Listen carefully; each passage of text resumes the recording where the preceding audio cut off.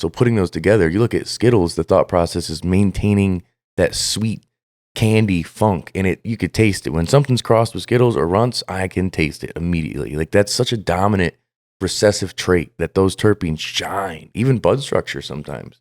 It's like, that's where, like I was saying, what's the point of crossing them? But as you said, everyone, the A or the B, the slightly different palate may go one direction, but it's like the commercial setting has to get the yield. They have to get the testing. They have to get all these things. So I think we're losing some of the other properties to make it so the popular genetics can go to mass market. Because you can't take a peanut butter breath and get some crazy yields. You may need a hybrid of a peanut butter breath to do that.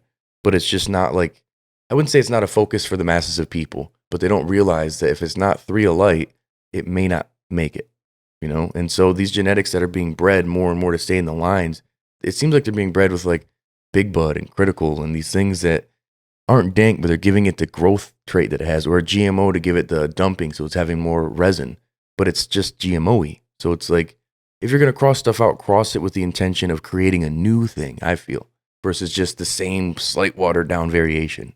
Runtz is a perfect example. It's a million Runtz, rainbow Runtz, pink Runtz, blue Runtz, purple Runtz, and they all are like the same thing. Why are they different? Yeah. Yeah. Getting that difference is kind of how you end up with something like a super silver haze. You've got a skunk, a Northern Lights, and a haze in there. And so essentially you've got the best of 3 incredible genetics. You've got the better growth from your Northern Lights, not so spindly. You kind of calm the skunk with the haze, so it's not so potent to the nose, and you end up with something so iconic. Super Silver Haze, I've grown it countless times, and one of my favorite genetics because it has some of the best qualities from 3 incredible lineages. Well, it's like you're making red and blue to make purple versus we're just throwing 50 colors in. Like it makes sense to cross certain things. Like when you look at the end result, you're like, oh, it made a new separate thing.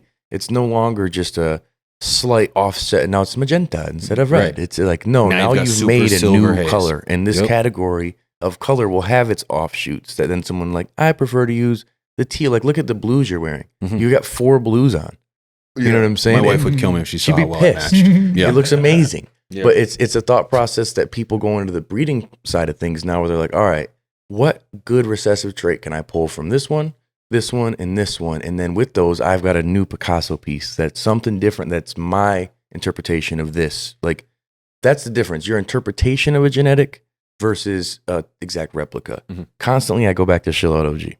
But I got the Pakistan, like the growth characteristics of one. Pigeon's got a separate one, but the end result, our smoke, was just about the same. You know what I'm saying? The look was a little different, but the terps, if it was rolled up, I could not tell you any different. Yep. But that's where it's calculated precision breeding makes it so your end result is now it's not just this, it's not just this, this is its own thing.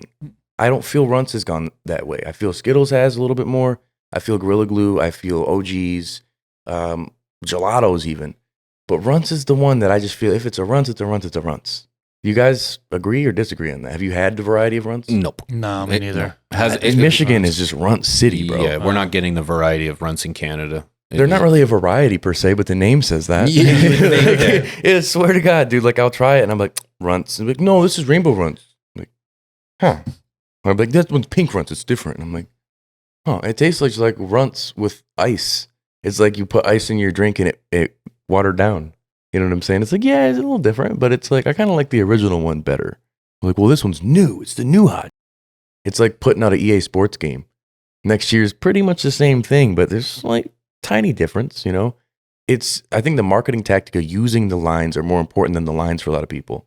If Runtz are hot right now, we need new Runtz. Gelato's hot right now, we need new gelatos. I don't know. I want a new next offshoot, you know? I kind of talked about this in a previous episode pretty recently, but I actually grew out a Runtz, and it was from, I'm not even going to name the company, but it was a white label. And so I was disappointed because I grew it out, and it looked like just any other genetic that I had. You know what I mean? It was definitely not anything special, I say, right? When you hear about Runtz, you always hear about it being special and unique, something you can kind of pick out. This was more like just a piney, earthy, it seemed like an old school, something from the 90s that I had consumed back then. I was like, this is not, right? It's just like a bunch of bag seeds they repurposed and called them something else. So it goes back to, what I was saying. I hate to repeat myself in the previous episode, but like, who's the source, right? Because if you go on Seed Finder and you search Runtz, you're going to find a whole bunch of different breeders for that. Okay, who is the original source? Who is the one who is making that? Who actually spent the time, and who's going to be legitimate in putting it out to the community? Because there's so many variations, like you said. Some are watered down, some are just gross. So. Well, allegedly the original person was just a trapper and renamed some that he took from another person.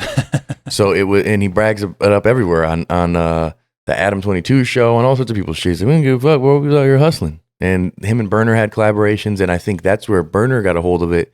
Sea Junkie and other people, and they were able to take these, whatever originally was called, something else that was stolen and renamed, and create a whole new line of it. And I'm sure someone's sitting there pissed, just like the guy who made Super Boof. I think it was Blockberry or Blockhead or something else, but there's a particular cut that's Super Boof.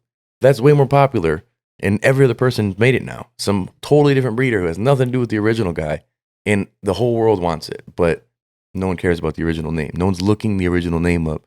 Now it's a Super Boof offshoot. That's a new category. Like, I'd honestly probably say that's our most recent one. That and Sherb cream pie, like the Sherb cakes. They've got this flavor that's like, you taste it all the way through. No matter how many times you've bred that out, you're like, just got Sherb in it? Like, oh yeah. It's like, yeah. That dominant recessive trait where that flavor shines. The look of it, you're like, oh yeah, I can tell. This is what it is. But I'm a snobby smoker and grower, so I don't want the same. Permanent Marker and Sherb cream pie taste so similar to me that I don't differentiate them. They could be in the same jar and couldn't tell you the difference, man. And I'm a snob of a smoker, but why make the other one?